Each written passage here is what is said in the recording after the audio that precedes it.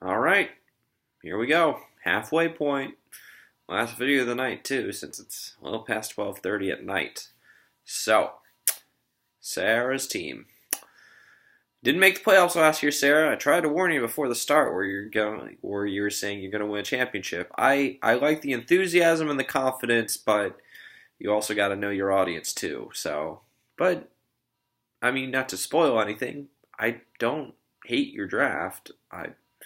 It's not the most amazing draft, but no one ever has the most amazing draft. But I think he had a good draft. I think I think it was good, and we'll get into it now. So, first pick, pretty simple one. You took Alvin Kamara. I think he was the best guy on the board when he fell to you. I think I would have taken him as well if you didn't take him. So, I mean, he's a good player. He was the offensive rookie of the year. He supplanted Adrian Peterson last year in the backfield in New Orleans. He was only on the field 44% of their offensive plays. Like, think about that for a minute.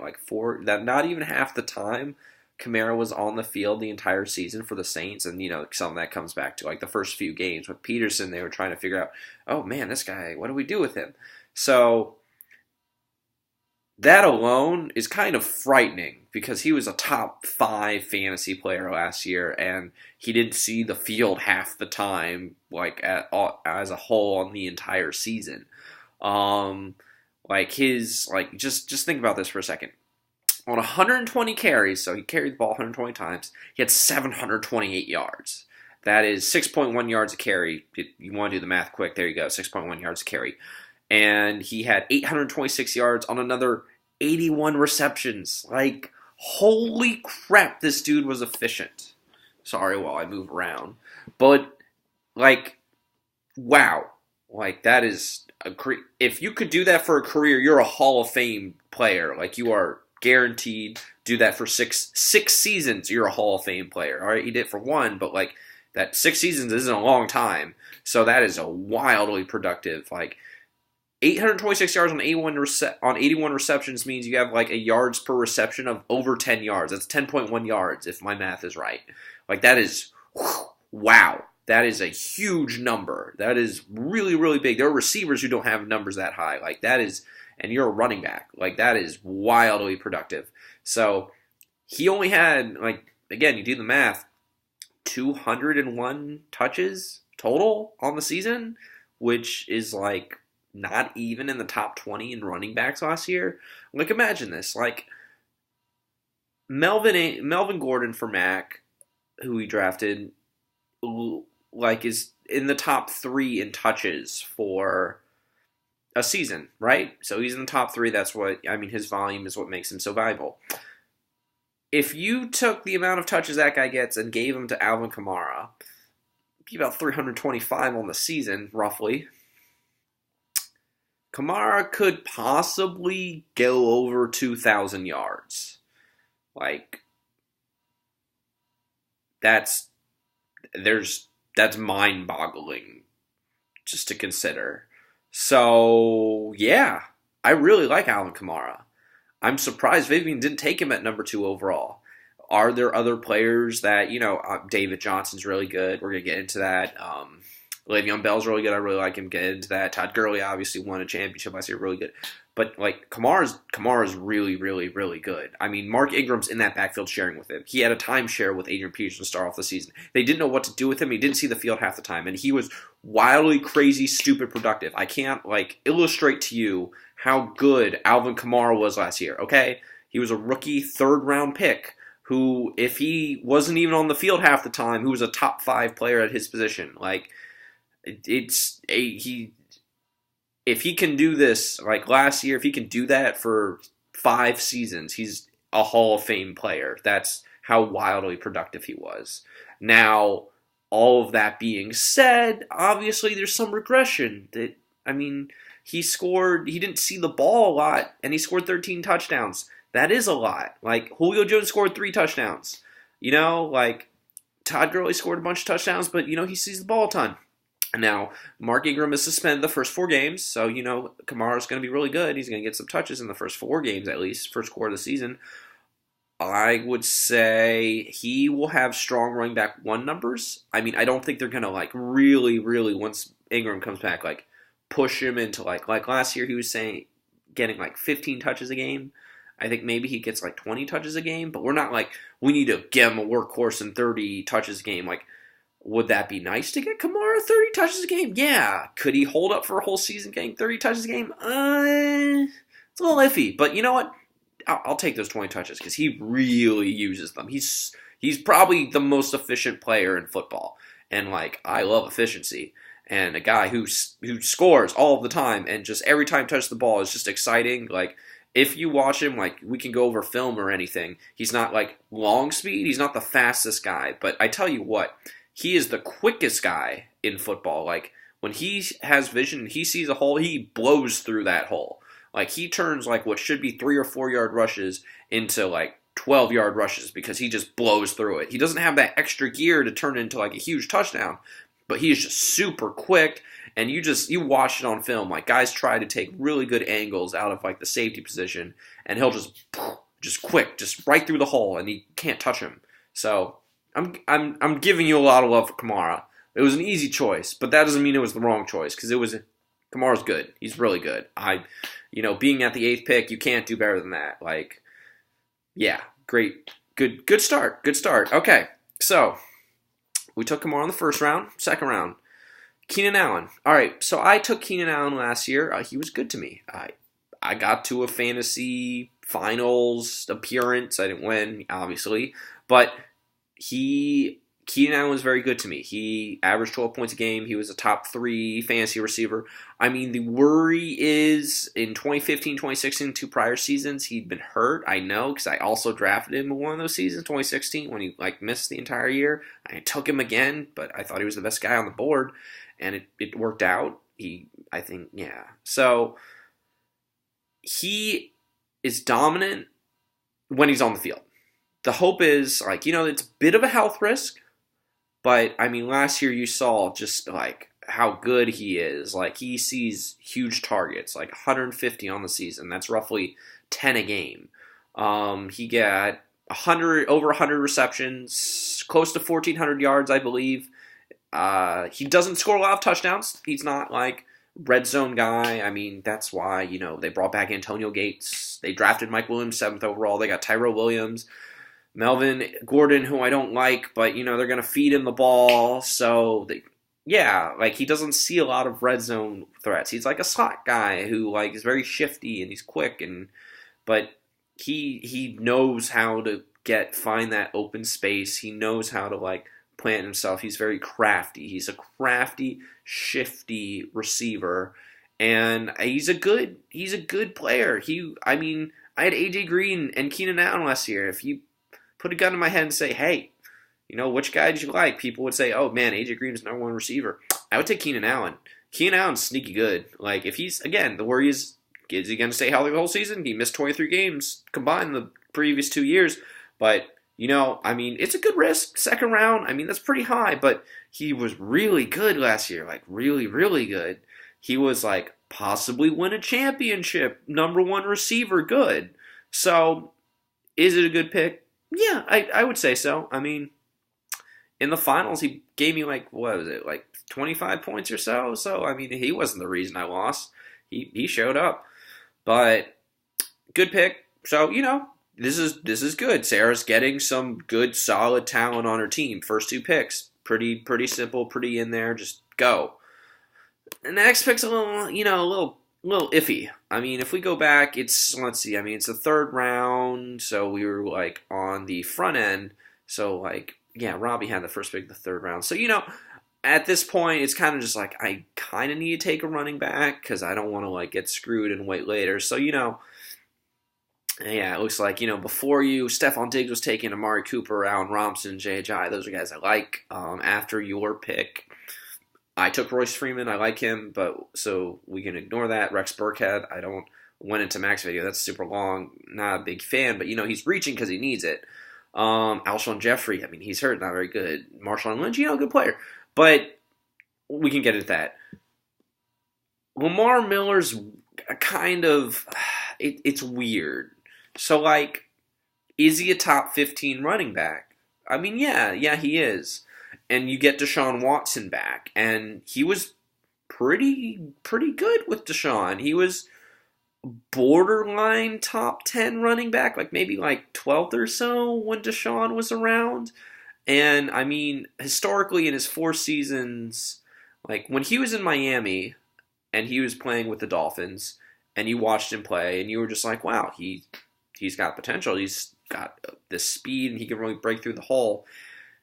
And then he went to Houston, and I think the problem is, like, in Houston, that O-line is not very good. Deshaun Watson blew out his knee last year for a reason. I don't know if you guys saw that, but that O-line is bad, and then they traded their left tackle, and it got worse. So, yeah, I mean, it's not the same. Miller is kind of like... He's kind of like Melvin Gordon, who Mac took in the first round.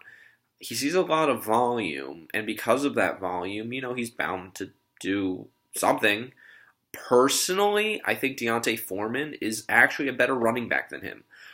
Foreman last year in his rookie year, I believe he was on Andre's team, and before he blew out his Achilles, he was starting to really get on quite a bit of a roll and take the number one role from him, take the starting running back position from him. But he blew out his Achilles. He's on the physically unable to perform list. So Miller's got at least 6 games where he's the guy. Because, I mean, the other one backup running back's Alfred Blue. And Blue's just he's just a guy. Blue is literally just a guy. Miller's got speed. I'll give him that. If he finds the open field, and he can't make people miss. But if he finds the open field, he will, and it becomes track meet, he'll find the end zone. Because he's just fast. But on this team... with Deshaun Watson, Miller can do some things. I don't know. Like last year's, like the first year in like maybe 3 or 4 years, he's been healthy the whole season. I don't know if he does that again. And most of the weeks with him, like I know his average last year was close to 10 points a game, but honestly, most of the weeks with him are going to be like, oh, excuse me. Sorry, it's late. Most of the weeks with him, it's going to be like, a snoozer. It's going to be like, you're going to get 6 points out of him, and he's not going to score a touchdown. And, you're going to be like, why doesn't he score a touchdown? And the answer is because he's a fast guy, but he can't, he's not powerful, and he can't really create for himself. He's not shifty. He's just speed. He's just literally hit the hole, and you hope he breaks it, and he's gone kind of speed. And so I thought this was a safe pick. I mean, looking at the draft and going through, what happened in the third round, I personally would rather, I'm always choosing upside. I go for upside. I mean, I took Jerick McKinnon in the second round. I mentioned that once already. This is the second video I'm mentioning it. I took him in the second round because I think he had crazy upside, and obviously that's blown up in my face because he blew out his knee. But I like upside, and I don't know if Miller has a lot of upside, but he's a top 15 player at his position if he stays healthy, and that does have value. I will take him over some of the other picks taken this round, like Alshon Jeffrey, say Doug Baldwin. Some of those picks are really good though on the front end, but it's not a terrible pick. It's a solid pick of a player I don't love, but a player who does produce. He just needs, again, it's a little bit of a health risk, so a little bit more risky than, I'd rather be risky for upside than be risky for,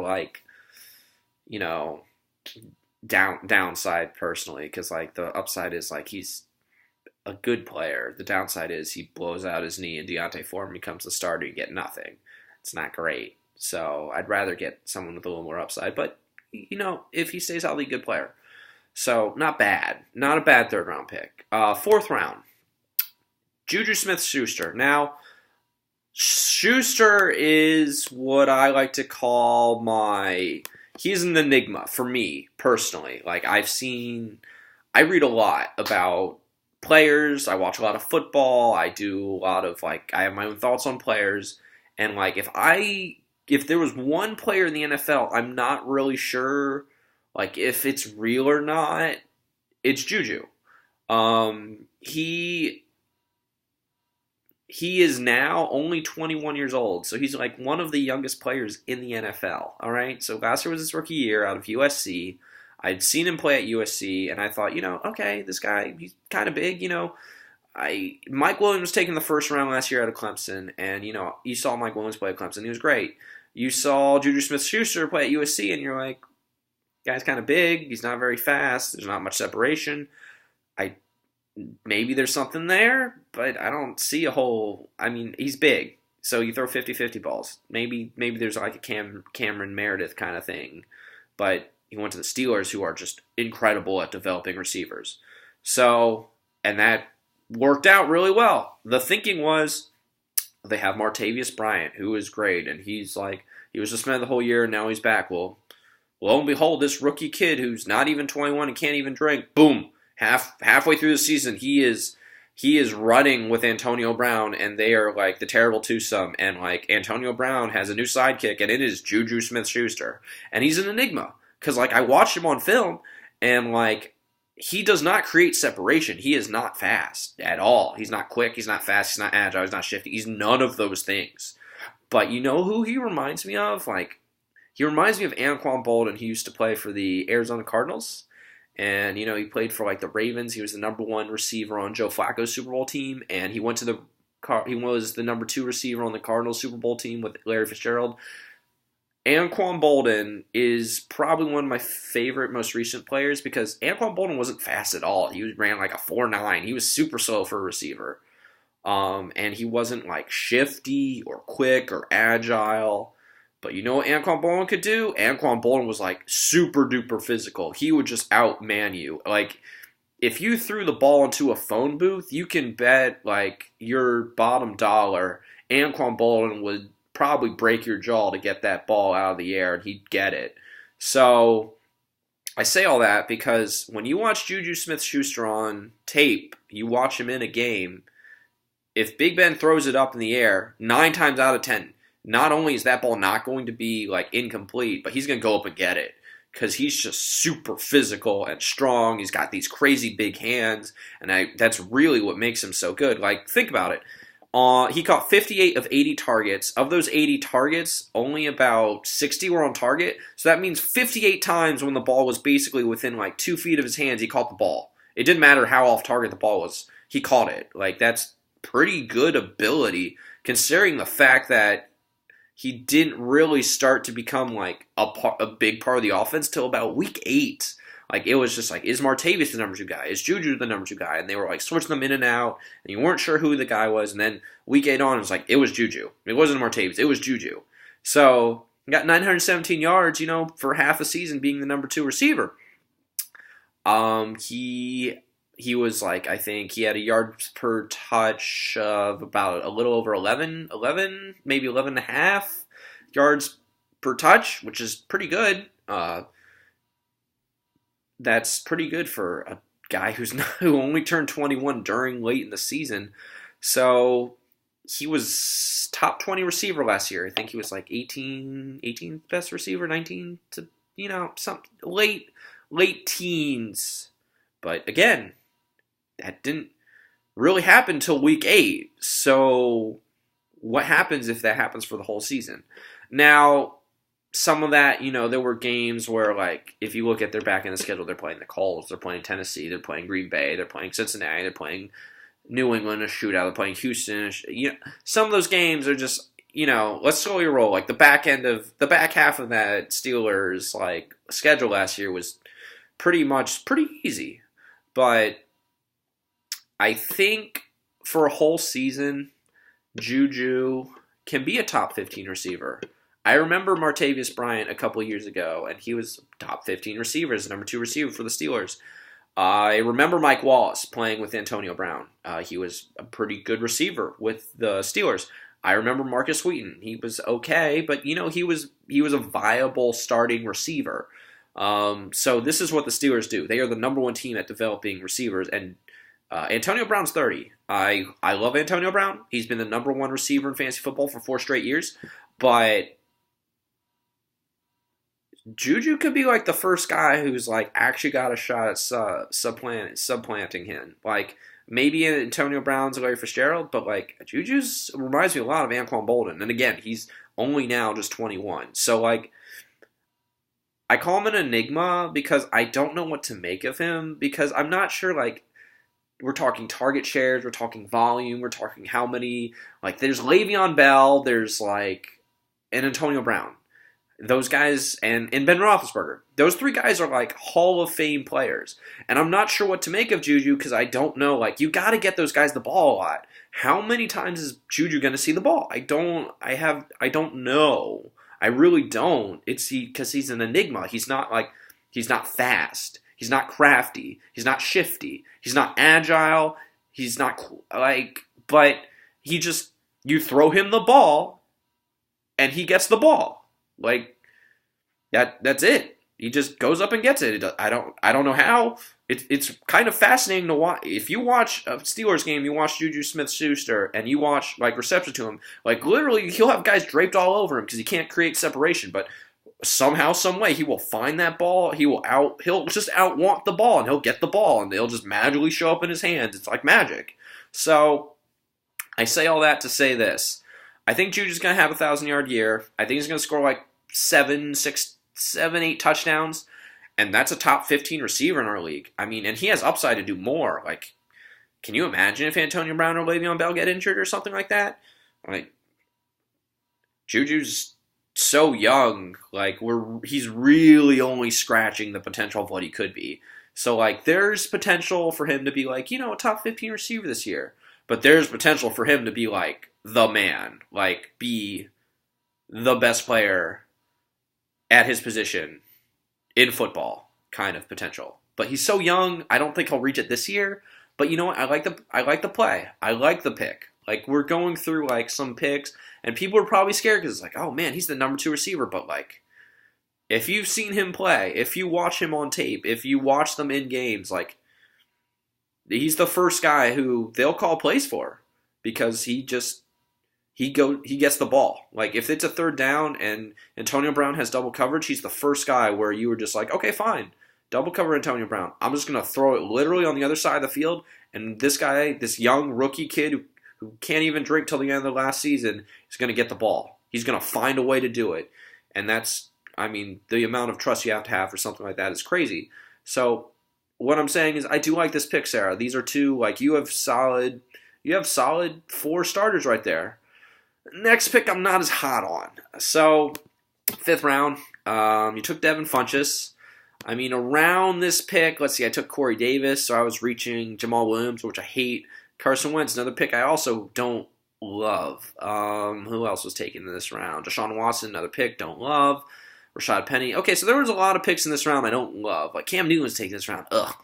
So, like, there's this, I don't know what it was about the 5th round. Maybe people were just, like, trying to get people they loved. I don't love Devin Funchess. It's kind of weird because he's like the number 1 receiver in Carolina.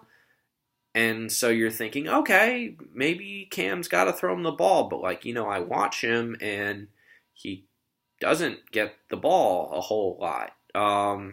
He's 6'4". You would think, near the goal line, throw it up to the guy. But that's not really what happens. He was a top 25 receiver last year. That's the good. They traded Kelvin Benjamin away, made him the number 1 receiver in that offense. That's also the good. Here's the bad. The bad is they took a guy named DJ Moore in the 1st round. I like DJ Moore's talent. I don't think he's going to overtake Funchess this year, but talent-wise, he's better than him because Funchess is just tall. And unlike, you got to be able to create separation. Unlike Juju, who I really like, I mentioned, Juju goes up and gets the ball. Funchess doesn't really have that body control. Like, he kind of looks lost. Like, he doesn't run very good routes. He's not super physical. I don't know how you can be 6'4" and not be super physical. Like, I don't get it. But he's only 24, so there is potential there for him to be a red zone weapon. And frankly, Carolina doesn't have a whole lot of weapons, but I'm not comfortable with him just because they don't throw the ball much at all. Like, for whatever reason, they're calling quarterback powers with Cam Newton running the ball on QB sneaks for touchdowns, which I mean works, but I don't They don't use Funchess the way I think they should. I could see him getting 900 yards and 6 touchdowns, which makes him a reasonable bet to be your flex. I just don't love him, I guess, because I don't see a whole lot of potential with him, even though he's number one receiver. Like, all the things, like, should he get more volume? Yeah. But do I think he will? No. They don't throw the ball enough, and when they do, they don't throw it to him. Like, it goes to McCaffrey or the tight end Olsen. He's the number one receiver, but he's not a top 2 threat on their team. It's weird. So he's a good player, but I don't love the pick, but I understand the pick. So, especially because, I mean, people were terrible in this round. Like, oh my goodness. I don't know what people are doing. And then this is where we start getting a little weird. Like, I don't mind the first 5 picks by Sarah's. And then we kind of just like, we go a little out there. So now it's the 6th round. We took David Njoku. So going back and forth and back and forth. Okay, so Njoku plays for the Browns. So maybe Sarah's seen him a lot. I say he has a lot of potential. I see that. I mean, he was probably the best player on offense for the Browns most of last year, which is not saying a whole lot, but I mean, he's very intriguing. They used like the 29th overall pick in the last year's draft on him, so they like him. They used a first round pick on the guy. He's 6'4", 250. He's very fat. He's super, like, you use a first round pick on the guy for a reason. He's super fast, and he's very quick off the ball, and he can really run. And he has pretty decent hands, too. So, he's got that, like, he looks the part. And I think the Browns will be better. And to your credit, Sarah, Tyrod Taylor's the quarterback. I mean, I don't know how long he's going to be the quarterback. I think he should be the quarterback the whole season. I don't think that's going to happen. But he does use his tight ends quite a bit. He used Clay last year, Charles Clay the last couple of seasons, like quite a bit. Charles Clay was like the number one target before like Kelvin Benjamin showed up last year. So he's only 22, David Njoku. People are saying he could be a breakout depending on the quarterback. I don't love it. I mean, it's a little biased, but I don't love it mostly because like I don't love the Browns. I mean, I like the Browns. Don't get me wrong. There's talent there. And Njoku has talent. David Johnson has talent. Carlos Hyde has talent. Jarvis Landry has talent. Tyrod Taylor has talent. But I don't trust the coaching staff, which has gone 1-31, to really know how to get the most out of Njoku, if that makes sense. Like, and also this year, like, I just named a bunch of guys who I would pass the ball before I'd give it to Njoku. So, like, Duke Johnson Jr. is a top 3 pass-catching running back in the NFL. Jarvis Landry led the NFL in receptions last year. Josh Gordon could be an all-pro. He has all-pro talent. Carlos Hyde's going to run the ball. So I just named like 4 guys I think are going to see the ball more than Njoku. And I think really the issue I have with this pick is because unlike the last picks, there were some good picks at this exact position that I probably would have preferred over Njoku. Like, let's see, back, forth, back. Yeah, so you could have taken these guys before Njoku, like Greg Olsen. He missed most of last season, but he's seized the ball and touchdowns before last season. He was super healthy. Kyle Rudolph, super consistent, super top 10, like tight end. Man, like there was some good, like Golden Tate went in this round. Like these are some good players. I think this is a reach. If you believe in Njoku, I respect it because you're taking a player you like, and I can get on board with that because that's exactly what I do. It's like I don't care what people say. It's like I like this player, I believe in this guy, and I'm gonna plant my flag on this guy. So if you believe in Njoku, I give you credit because I mean, good for you. You're taking a player at a position that is hard to find something that could be top 10, and you're just saying, I'm planting my flag here. If it doesn't work out, it doesn't work out, but I believe in him. So I give you credit for that. But I don't think Njoku would have been my pick personally. I don't think he was the best player at his position or on the board. But I can understand this pick because he's got a lot of talent, and if it's really unfortunate. Like, if he had a coach like Sean Payton on the Saints, Njoku would be like a top 3 tight end in the NFL. The problem is he has Hugh Jackson as his coach, and the guy's gone 1-31, and I really think he should get fired, and I think he won't last the season. He will get fired. And the problem is when a coach gets fired, then the offensive play calling changes and the offensive personnel changes, and it's a mess. So I think that's really the issue I have with Njoku is I don't trust the coaching staff to use him right. But if things were in a vacuum, he'd be a top 3 tight end, but unfortunately they're not. So, next pick. So you took Sterling Shepard. Okay. I think this is another kind of like plant your flag kind of thing. I like the guy. I think he's a sleeper, and I think he can do well. So, like, 2 years ago, he was a rookie. He had 65 receptions, around 700 yards. I think it was a little under, but, around there, and 8 touchdowns. I remember that because I remember those touchdowns. He was pretty good. I didn't think he was, it's hard to get that amount of touchdowns. Like, again, Julio Jones got 3 touchdowns on, 1,400 yards last year. So, that gives you an idea of how hard it is to, repeat getting touchdowns. I didn't think Shepard was going to do that, but if I remember correctly, Shepard was off to a good start to the last season, but everyone got injured on the Giants, which is part of the reason why I didn't like Brian's Evan Ingram pick, because the only reason Evan Ingram was so great last year is because literally everyone else was injured.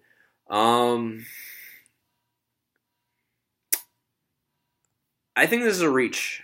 I think this is a bigger reach than Njoku. And I have multiple reasons for that. So I guess we'll just go through it. So Sterling Shepard's a good player. He could be a number 1 starting receiver on a below average team, say the Dolphins. But in this new Giants regime with David Gettleman at GM, who I don't like, but whatever. Pat Shurmur at coach, I do like. They're doubling down on Eli Manning as being the quarterback, and Odell Beckham Jr.'s back, and we've taken Saquon Barkley number 2 overall, and we have that rookie tight end Evan Ingram.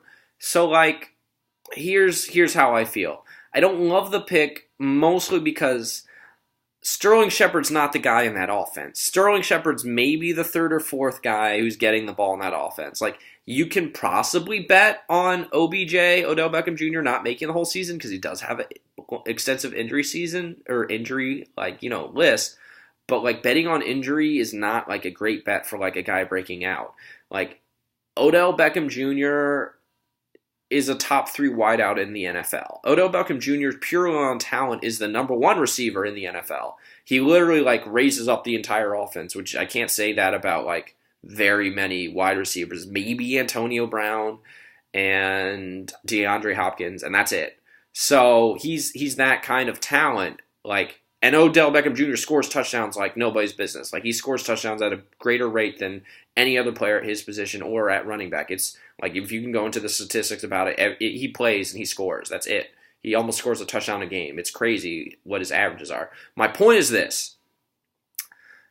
I don't love the pick mostly because I think there's built-in, basically, it's a risky pick and it didn't need to be.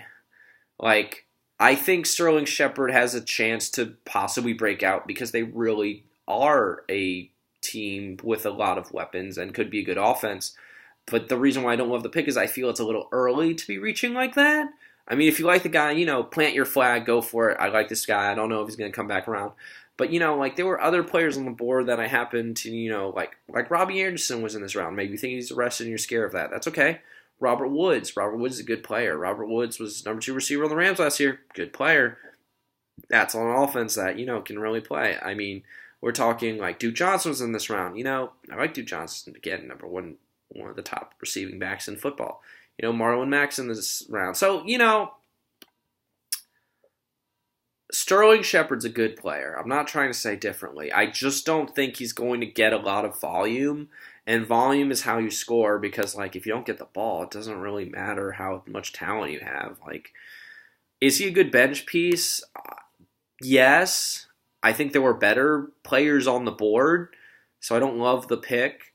but I think Sterling Shepard's a very good player. He's another kind of guy I could see like 800, 900 yards, maybe a handful of touchdowns. And, that makes him like a flex on occasion. But that's a good bench piece. But I don't see a lot of upside with this one like I might with Njoku because, there's a lot of mouths to feed in this offense. If Odell Beckham Jr., I'm throwing the ball to him like 15 times a game, I'm throwing the ball to Sterling Shepard like 5. That's just the short and long of it. Odell Beckham Jr. should see double the amount of targets that Sterling Shepard should just because he's that good. So, if you're hoping for Odell Beckham Jr. to get hurt, I guess I can get on board with that. But, usually I don't hope on, injuries like that because then that's not great reasons for believing in someone. You should believe in someone's talent, not in another guy gets hurt and then this guy happens to be there because what happens with this guy get hurt. I don't know. This is not my cup of tea. So I don't like that pick. That's a reach. I like the player, don't like the pick. Next is Latavius Murray. So this is a little weird. This is why I felt you should have probably taken someone at running back instead of Sterling Shepard, because you flipped it, because now you took Murray. And, Latavius Murray is, last year he was all right. He was a top 10, he was top 15 running back, that's right. So he's a top 15 running back, and you might say, oh, wow, I got that guy on my bench. Yeah, because he's a backup now, because he's backing up Dalvin Cook, so he doesn't have to run with Jerick McKinnon anymore. And he does, I believe, he scored 20 touchdowns the last 2 years. But, that's mostly because, he's not terribly efficient, and it's mostly because, guys in front of him got hurt. McKinnon got hurt 2 years ago, and then it's just yeah, he was in Oakland 2 years ago, and he was, running, and he was the only guy, so it's oh, we gotta get Latavius Murray. And then last year, it's I'm gonna go to Minnesota, and Dalvin Cook gets hurt, and I'm oh, boom, I'm the guy. So, he had some good, towards the end of the year, he was pretty good, but, Cook is the guy there. If you watched Dalvin Cook, I went over in Brian's video. Dalvin Cook's a top 5 running back if he stays healthy, possibly. Murray was good, but only after Cook got hurt. So he's a backup now. He's a good handcuff. He's possibly the goal line back, which gives him some value. So, again, if you'd taken a running back the last round, you probably could have gotten someone better than this. But I think this is a good backup running back. You need depth, so I understand this pick. I'm on board with this pick. I just don't like the process about going to get him, but, it's fine.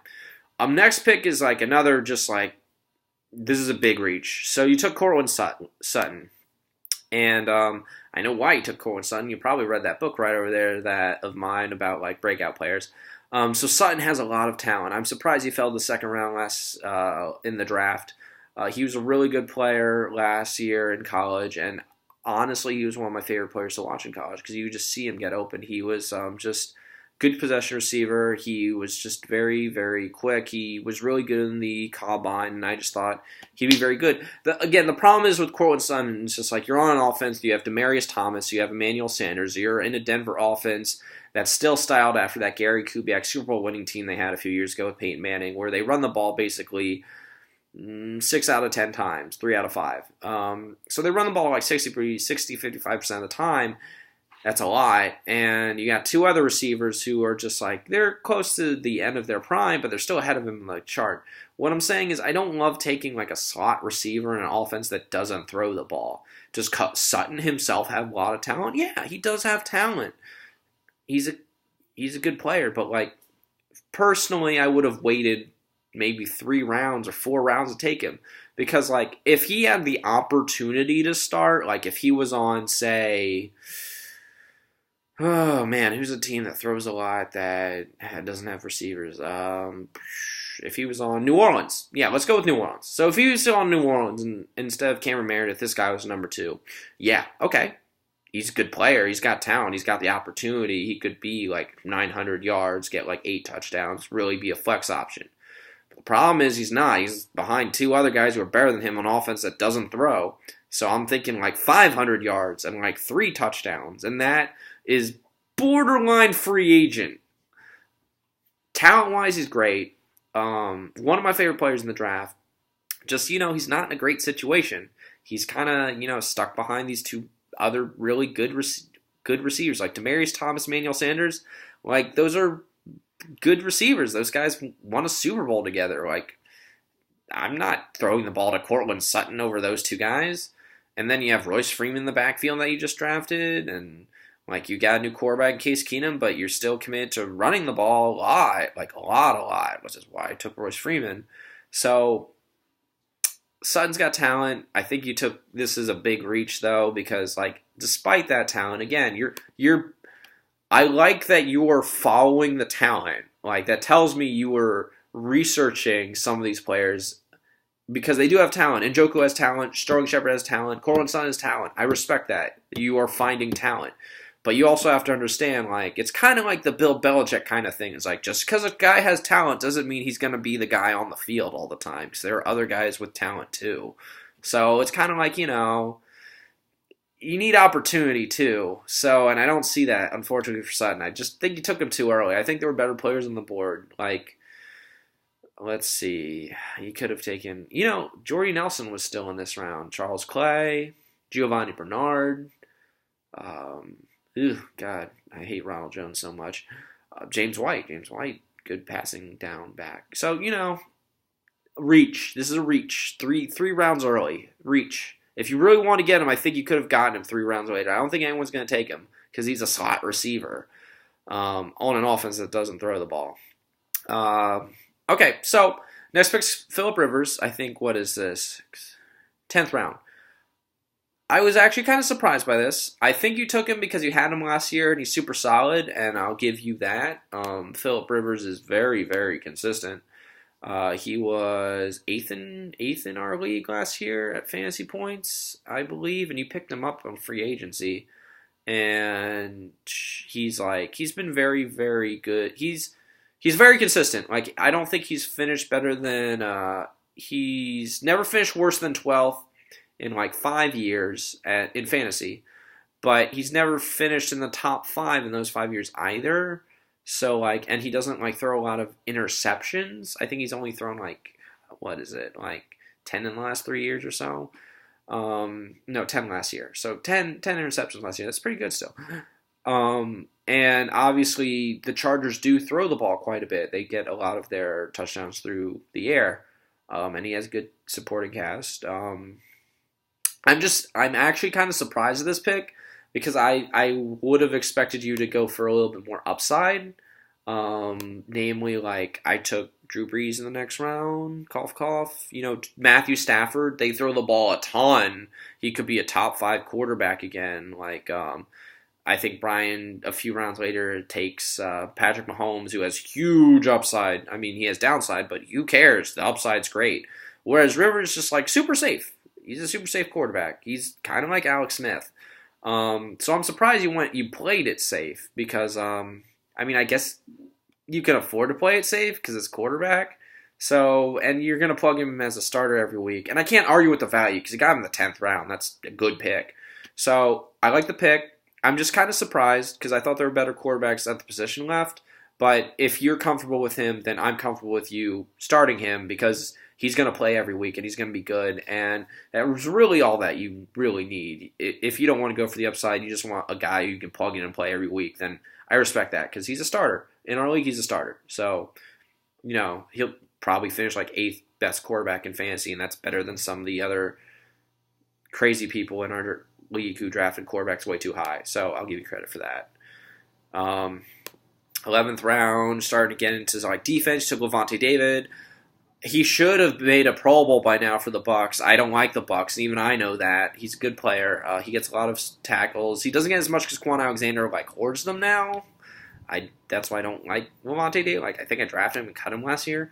But, he's a good, solid player. He'll get you 10, 12 points a game. He'll be borderline top 10 linebacker, depending on if he creates any turnovers, which is good value. You took Micah Hyde, I think, next. So Hyde's the safety for Buffalo. I think Andre took Poyer. You took Hyde. It's kind of weird. I don't really know who the strong safety is. My money's actually on Poyer, But, Hyde, again, that Buffalo linebacking core is not very good. And, frankly, that Buffalo offense has Nathan Peterman, so that defense is going to be on the field a whole lot. So, he'll probably be a top 10 safety. I think he'll be a back-end safety, but, for value, good pick. I don't really know why you took Will Lutz here. I think you took a kicker too high, but, you believe in him. Maybe he'll start for you the whole season. I think it's a waste, but, whatever.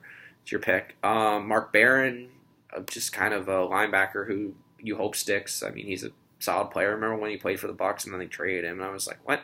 And now he plays linebacker. It's even weirder because he was a safety, but he gets tackles, so he plays in the box pretty well. You took Darren Sproles.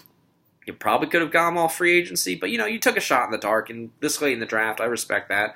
Sproles is a super, talented guy. He's coming off a big-time injury, but, if he sees the field and he does his thing, he should get, 5 points a game. He'll have games where he gets double-digit points because he scores touchdowns, because he does kickoffs and punts, and he's, an option guy out of the backfield, and he's super shifty. He's not what he was in New Orleans when he was, a top 10 running back. At his position, because they used him so much. But, if he sees 100 touches, and scores 10 touchdowns, it was worth it. So he can contribute to your team. I can get on board with that. TJ Yeldon, he's the handcuff for Fournette, who I have. Yeldon doesn't have So I remember watching Yeldon when he was in college, and I think, they took him in the second round out of Alabama. I never thought he was a super great player, but, he catches the ball out of the backfield, which Fournette doesn't. So, he has a role, and he's a decent runner, and he's 24. So, he's not a bad backup. If Fournette goes down, Yeldon might become something. So, again, this late in the draft, this is the 16th round. Sure, roll the dice. Maybe you get something. Take some depth at running back. Go for it. You took, then 17th round, Geronimo Allison, but you've already cut him. You got Rashard Matthews. I actually really believe in that Tennessee offense, so good for you for picking up Matthews. I don't know if he'll stay healthy, which is why I didn't pick him up, but I believe in Tennessee that Tennessee offense is going to be better than people think. So, good find. And then you have, rounding it out, Cameron Hayward, defensive tackle at Pittsburgh. I'm surprised he took a Steeler guy. He'll have games where he's really big and other games where he's all right, but he was a really good defensive tackle. I think he was the second best defensive tackle last year, so he's a good player. All in all, I've given a whole bunch of C minuses. I gave Patrick a B, Brian a C plus, and then Ryan, Charlie, and Mac all C minus. I think you had a better draft than actually those three, even Ryan. Because unlike say Ryan or Mac or Charlie, Charlie has a whole bunch of injury risks and just went way off the reservation with some of these picks.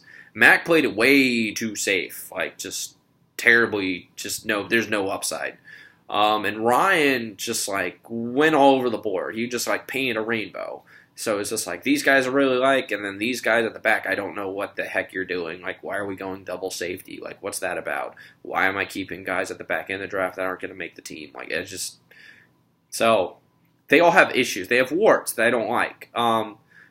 Your team, I like Brian's team more. I can say that. But, all things considered, I think you had a good draft. I think you had I would say this team is average, but frankly, in our league, average, if we're going by a C, which is what I'm going to give you, that's not a bad... That's not bad. That means you're probably a playoff team. And, with a little bit of free agency work, you got a shot. I don't know if I see, I gave Patrick a B because I could see, a few things here, a few things there. You get a championship. You got a little more work than that. Okay. I do like that top half. We'll give you a C plus. All right. It's not great. I don't think the team's better than Brian's, but, it's on the same level. I see you played a little safer on some of the late picks that I really like. So, Sarah, you had a good draft. I'll give you a C+, a little bit above average. I'm not willing to get up to, over an 80, but, 70, 78, 79, it's good. You have a solid foundation. You have a team that, if you captain correctly, should get to the playoffs. And really, for you, since it's just your second year, that should be a good goal. Like, you should be like one of these teams, like, oh, I have to win a championship, like Robbie or something, like, or Brian or like Ryan. Like, that shouldn't be your goal. Your goal right now should just be, I just want to get in the playoffs and see if I can just make some noise. Because, like, like, you're still, like, figuring it out. And this league's very hard, as you've seen, very strategic. But I think this team is good. I think you have a good foundation. I mean, barring injury, this team, you should be able to captain to the playoffs. Like, you still, obviously, the reason why it's only C+ is because you need to do some moves on free agency, like, if things happen. But I think this team is good. I think you have a greater potential than some of your compatriots who drafted. And frankly, because you were in the 8th seed and you got the C+, you should be really appreciative of that, because you had a better draft than teams who were in much better situations than yourself, and they just totally screwed the pooch. And you actually, like, you did the best you could in a tough position, and you didn't do bad. So I appreciate that. So I'll give you the C+, and just be on the lookout. Some of those reaches I don't love, but I respect that you took the upside, that you went with guys with talent. And that's really why I'm going to give you the C+, because, like, I'd much rather you take guys you believe in who might be a reach, but have the potential to turn into something much, much greater, than you take the safe guy who doesn't have any potential to be anything more than just, like, a guy who could possibly be a flex in, like, week 8, and then I cut him. Like, makes zero sense. Like, it's the beginning of the season. I can find a Danny Amendola much, much later in the season. He'll be fine. I can find him. Like, go for upside. So, C+, good draft. You should be proud of yourself. Give yourself a pat on the back.